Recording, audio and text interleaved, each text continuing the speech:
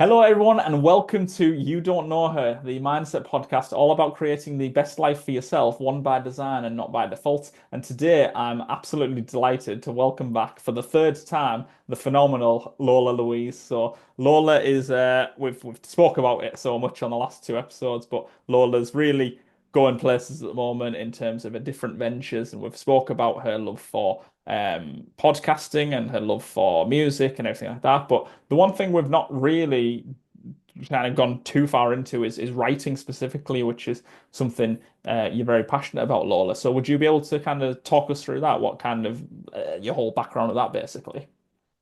So my writing background, I've always wrote, but all different things throughout my life. Writing scripts though, yeah, that's been something else. That's been a Yeah. really weird journey. I think I used to write little fan fiction scripts. That's how I started because I tried books, but I can't even read books myself. So that's Mm. like, why am I writing something like that I won't be able to read? And then I was like, scripts sound all right. I was like, Mm. I've seen scripts before, like, yeah. Mm. And I got very inspired after, well, it was my mum's favorite show, ER, and Mm. I caught the very end of it when it was ending as a kid. And I remember saying stuff like, "Oh, I don't care," to her because I was only 8 and it didn't mean anything to me. But then when it was getting replayed on TV when I was maybe about 11, I started watching it on a whim and I was like, should I be watching this? Like, I was like, should I ask my mom if I should be watching this? Yeah. I don't know. I felt weird about it. Yeah. And I was like, okay, I'm going to watch the show. And oh, that was it. I was obsessed. Like, I spent an entire summer holidays. I didn't leave the house. I was watching it. Yeah. And I'm like, this is the best show. And I absolutely, still to date, I absolutely love it. And Yeah. I feel like Michael Crichton was, and well, I would say is still one of my favorite writers of all time. Mm. And it's so sad that he's not around. And he didn't even get to see the ending of the show, which is just Oh, makes it even worse. so sad. But honestly, I feel like his characters are revolutionary at the time and Mm. his stories as well. Like, there's not a character where you're like, oh, they didn't really get a story. Like, everyone got a story, and it was so three-dimensional that you honestly thought these characters were walking around in the world. And Mm. I just absolutely adore everyone on the show. Mm. And I don't know, it just Yeah. changed my life. And I was like, I want to write something like that. Yeah. And that's Yeah. what I set out on. But I was like, I can't really write that because I don't relate to that. So Mm. I used school because I was going through a lot at school. And I was like, that's it. I'm going to do this. And Mm. I remember the exact day I started writing it. And I wrote it on the door because the school's getting knocked down. I don't know if Mm. it's still there. I'll fly me drone and see if my writing's still there. But it was in D5, which was a woodwork computer room, and I think it was like 4 days before Christmas, and that was it. I was like, I'm writing it while I've got a computer because I didn't have one. So I Mm. was like, I'm doing this, I'm writing. And Yeah. there it was, and I was like, what do I call it? And I was like, it's a Monday and I'm feeling a bit blue. Monday blues was trending, Mm. ironically, on Twitter at the time, I Mm. think. And that was it. There was the title. And Mm. I kept going and going. And then over time, I was like, I think I got to college and I was like, I don't know if I should be watching, like, writing like a school drama because I'm Mm. not in school anymore. Mm. And I was like, I'm going to make it a college drama. And then I stumbled upon the concept of nepotism and thought, why not? Let's Yeah. do this. And then I started writing We Are Gold, which originally it was kind of starting out like that. And now it's completely different Mm. concept altogether. Yeah. But yeah, it's all originated from there. And I'm watching AR at the moment and I'm having withdrawal, even though Mm. I should watch it with my jacket on. I've got a jacket from the set, Oh, really? from yeah, from the assistant costume designer. I Yeah. never spoke to her until this year. And I was like, hi, I'm the one who has your jacket, by the way. Yeah. Yeah, she lives in LA still, so I don't think she cares that I've Yeah. got the jacket. But it's literally leather and it's a thick bomber jacket, and it was commemorative with 250 episodes. Yeah. I love It's it. you spoke there about inspiration, about watching this show where it changed your life is the phrase you used. There's Yeah. been so many pieces of film and TV like that for me where I've thought this person obviously doesn't know who I am. I'm a member of their audience, but Hmm. this has actually changed my life. Like this is like the way it's got me thinking, or the lessons it's taught me has changed everything. And I mean, for me, I'm big into sitcoms and especially animated sitcoms as well, like Hmm. Simpsons, Family Guy, South Park, Rick and Morty, all these things. And some of these shows, they do have really interesting lessons that, as you mentioned, as a kid, you're just watching it for the funny side of it. You don't actually pick up on a lot of the deeper meaning behind it as well. Yeah. And I think that speaks to writing, that speaks to how good the writing staff are. And on these big budget things like The Simpsons, for example, they'll spend millions of dollars an episode on the cast and getting everything to how it needs to be. Is that something that provides inspiration for you to think, actually, if I really knuckle down and give it my everything, I can write something that's going to make a difference to someone. Is that kind of your inspiration behind writing as well? Yeah, I've always wanted to just make change because when you grow up, sometimes there's no characters for you on screen and you Mm, kind of feel lonely, like you kind of feel like a freak in a way mm, because you're like, why is there nobody like me out there? mm, And just I just want to make characters that are just different, mm. but then they find the people because that's what happened to me. I found my people Yeah, yeah. eventually. It took a Yeah. long, long time, but Yeah. yeah, they are there, and it's Yeah. just I don't know. It's It's so special. it is this is actually my first ever guest on this podcast, a guy called Adam Crisp. He is a Twitch streamer. He streams Pokemon and games online, but he raised a very interesting point to me that you might as well just be yourself because you're gonna put people off anyway. Some people aren't gonna like you. You might as well try and just be yourself, and then the people that do like you and agree with you will be drawn to you. And that's obviously is that. Do you feel like you are living your authentic life at the moment? Do you feel like you know who you are and you know what you need to do? I would say I kind of know who I am, Mm, although sometimes I question if I'm actually me or mm, I'm trying to be something, but I mm. think I'm more authentically me than I've ever been. Yeah. And yeah, it's funny because I've went on such a journey of all different sides of myself. Mm. And ironically, AR made us want to go into medicine. And Oh, really? Yeah. oh, how life shifted. And guess who ended up the patient?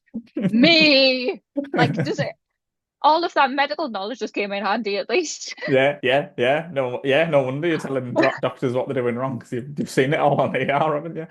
Yeah. Yeah. Like, But no, but yeah, it's no, it is incredible what the power of film and TV has to offer. I mean, for me, one of my biggest inspirations that I've talked about before and I'll talk about again is a guy that not many people probably know, but he's become a lot more not well known over the last few years. He's a guy called Bo Burnham, and he's a musician and comedian, and he has made, in my opinion, one of the best pieces of television ever made. He made a special on Netflix, a 90-minute special called Inside, and it was about his battle through the isolation of the COVID pandemic. He edited, wrote, directed, shot everything. Everything was him. He was the only cast member in this 90-minute special. And he's a musician, so he wrote all the music for it and recorded all the songs and everything. And you watch it, and it's just, for me, it's perfect. Like it tells such an amazing story of it's very funny and it's got really good lessons to learn from it as well. And fortunately, he's blown up again because of this. I already thought he was, before the special came out, I thought he might have already done some of his best work ever because of what I'd seen. But this has just taken him to the next level where he's actually dating Phoebe Bridgers, a famous musician, and things like this. And it's great to see that he's because he was someone that became famous at 16-year-old on YouTube. He became viral, and he became the youngest ever comedian to be on Comedy Central. At 18-year-old, he had a Comedy Central special, and then by the time he was in his mid-20s, he had an anxiety attack and he didn't perform live for 5 years. And then the Inside special coincides with him turning 30, and it's all about that. Like, he's kind of realigned his way of thinking as well. So yeah, so I mean that's that's one thing for me. That's probably the most powerful piece of of film to me personally because of the fact that I was 13-year-old when I first learned about Bo Burnham, and I was, in my mid-20s when I'm watching this thing that he's created, which yeah, just took me on such a spiritual and emotional journey. Is that is that I mean, you mentioned obviously ER and things like that. Is that something, do you have nostalgia for old things from your youth that have really pulled you through some tough times and that you'll still look back on fondly now? Yeah, I feel like I grew up so much older than I was. Mm, So like all the shows that I watched were older than me. mm, And yeah, there's like Desperate Housewives. I'll always come back to that through bad times mm, because it holds a special place. I used to sneak down every time I heard the theme tune. My mm, mum would be watching. I'm like, I can't sleep. And I ended up like loving it. It's like mm. favorite, except to ruin some of the finale. She was like, "Oh, do you not remember this?" I was like, how dare you?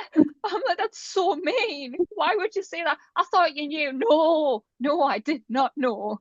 Yeah. Oh, nothing worse than a real life spoiler, is there? Just yeah, ruining everything for you.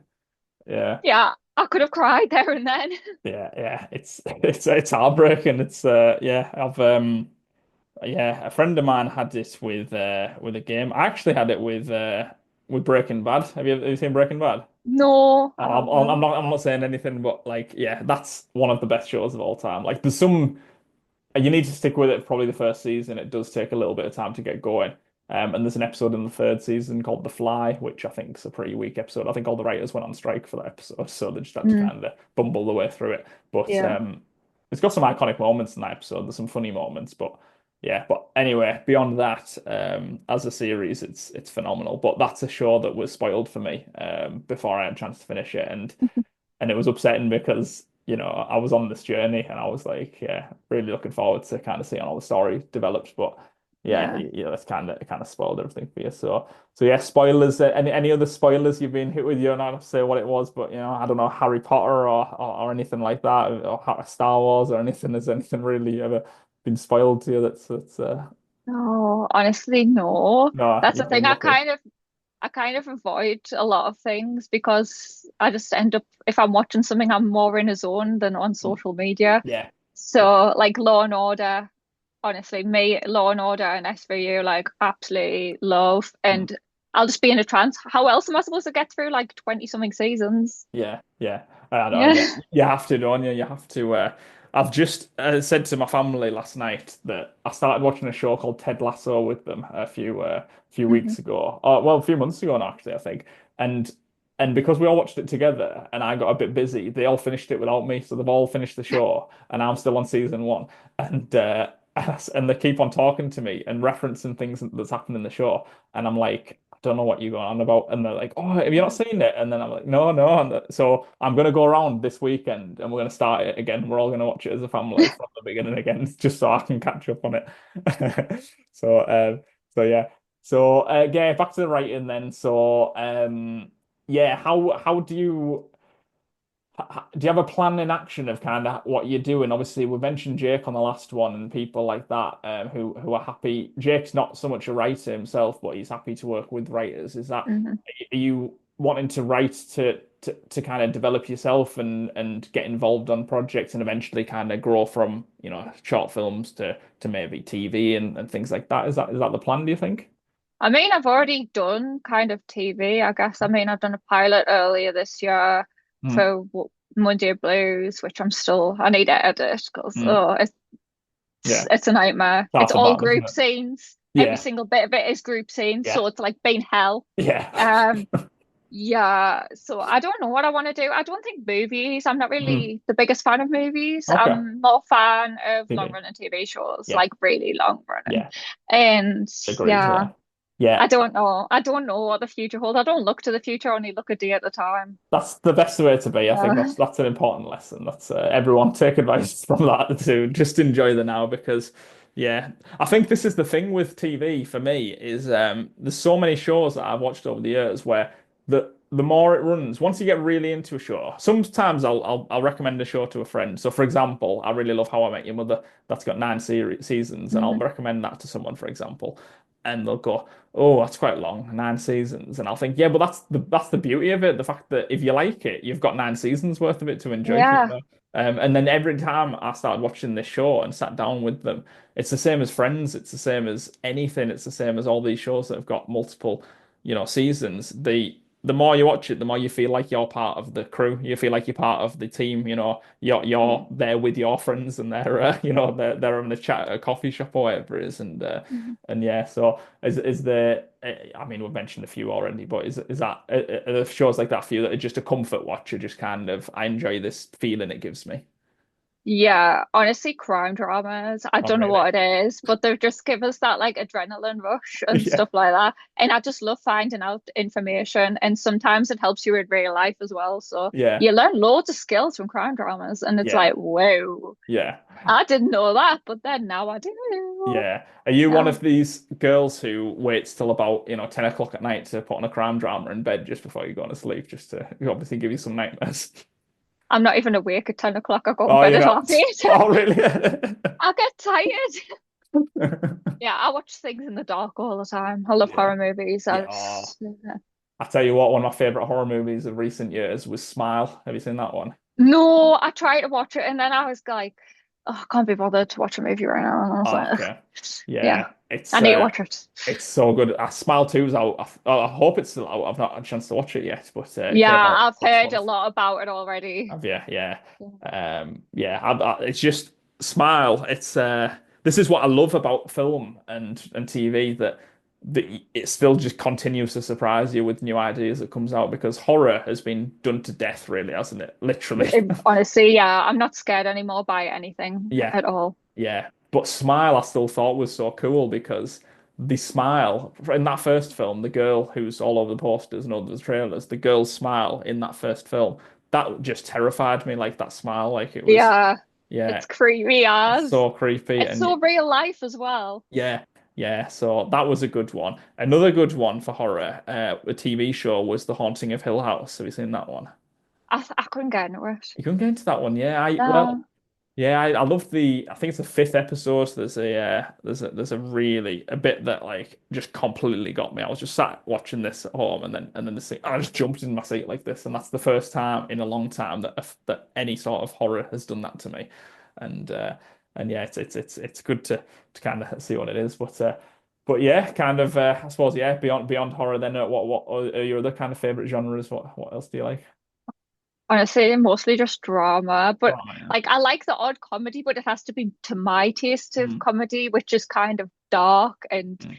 usually my humor comes straight out my head. Like I don't even get a chance to stop it. And Yeah, sometimes I offend people, especially yeah, my family. They're like, don't say that.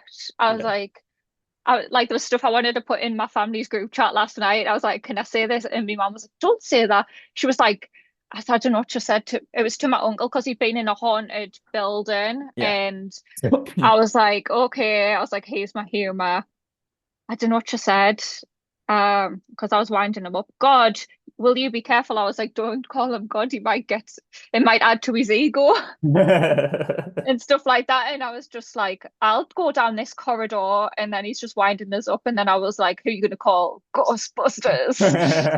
Yeah, I was winding up this morning as well.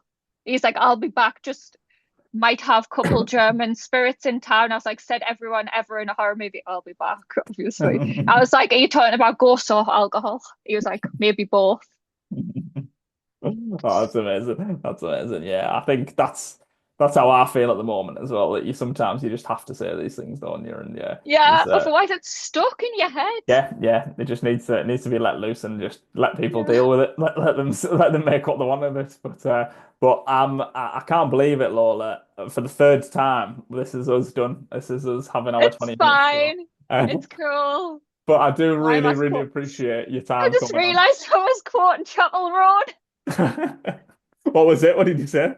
It's fine. It's cool. Good Yeah, luck, babe. The good song. luck, babe. Yeah, yeah, I love Chaperone. I loved the song California when that came out a few years ago, and yeah, Hot to Go is obviously a massive hit now, and Yeah. yeah, she's incredible, Chaperone. So yeah, there's another recommendation for everyone. Get Chaperone if you want, Yes. if you don't already. But yeah, Lola, we're gonna do this again at some point in the future. I'm sure there's plenty of us Yes. about. But I really, really do appreciate your time coming on and sharing the You're wisdom welcome. that you've shared. Thank you very much. So, for the final time, what for now anyway, what can you point the people towards? Where can they find you if they want to do that? Lola Maria with two R's. 2 hours, absolutely, I can't because even roll my R's. It's pathetic. roll your R's. I can't do it. Lola Maria. Lola Maria. No. Lovely, lovely attempt. I love to see that. Right, well, yeah, I'll put all that in the description box. Yeah, I'll have Lola's handles in there. Check her out, follow her if you want more of Lola in your life. I think yeah, you can definitely do that and subscribe to Visionet Media as well. But yeah, thank you very much, Lola, and yeah, we'll catch up again very soon. Yeah. Cheers.